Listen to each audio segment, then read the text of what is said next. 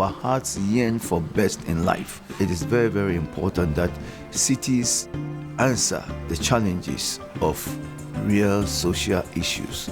Who knows what's going to happen? So maybe we should be preparing for what we don't expect the unexpected. A resilient community actually knows how to respond no matter what happens. It's very clear that we are faced with a number of problems, both emanating from nature and man. We have to consider that everything is done keeping resilience in mind.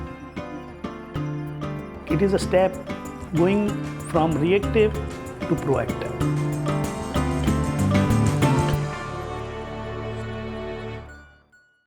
The inception of 100RC from the substantive side starts with Rockefeller's deep engagement in cities for decades. In 2013, the foundation was celebrating its centennial anniversary, and it wanted to make a big statement. And it looked around the world and it saw three major trends: urbanization, globalization, and climate change. More than 50% of the world's population, for the first time now, lives in cities. And that number is expected to grow to 70% by the year 2050. Globalization refers to the fact that what happens in one city now more and more affects what goes on in another. More and more cities are at risk to the effects of climate change. They sit in some of the most vulnerable areas, whether that's river deltas, on coastlines, or in high plains that are more impacted by drought and rainfall shortage. And so, in order to recognize both their centennial but also be responsive to these macro trends, the foundation announced 100 resilient cities. The four core offerings for 100 resilient cities: first, a chief resilience officer; second, help and assistance in creating a resilience strategy; third, access to a platform of services and partners; fourth, access to a network of cities and chief resilience officers. The Chief Resilience Officer is that single point of contact in a city, someone who has the trust of the city's leadership, ideally works closely with the mayor, but is also able to work throughout all the different silos of city government and throughout all the different silos of the city itself. Mais le fait que les CRO soient positionnés à un niveau hiérarchique élevé dans les organisations municipales est réellement susceptible de nous aider à conduire notre mission de la meilleure manière possible. So the first thing that a CRO does after they're hired is begin to develop a resilient strategy for their city. And the first part of undertaking that strategy is like taking a physical for the city. They need to understand what the overall resilience health is, so where they're strong and where they're weak, where they're healthy and where they're fit and where they're not. A lot of the planning processes and strategies that are developed are about the strategy itself, and then you're done. And with 100 Resilient Cities in this process, it's really about implementation.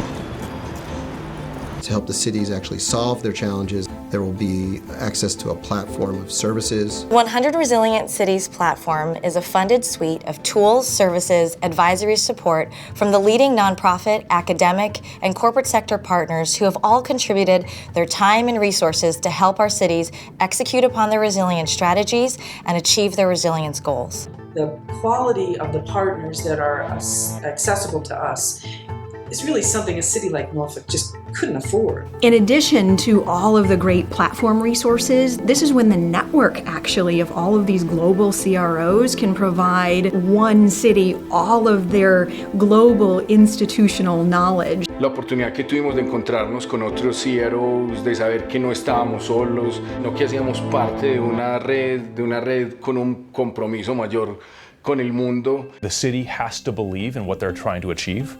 They have to identify with the risks and exposures, and then we can figure out how to complement that. We can't accomplish very much as a platform partner without the motivated city behind it.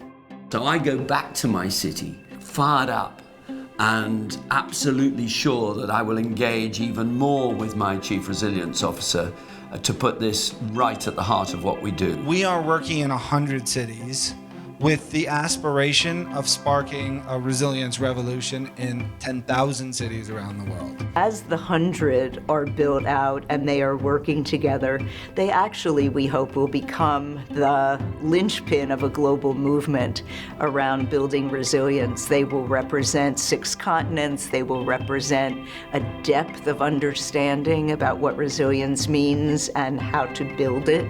Cities are the future. They're both our biggest risk and our greatest hope to solve climate change, to solve sectarian conflict, to solve overpopulation, crowding, human needs issues. So that's really the long-term play for us. 100 is great, 10,000 is game-changing.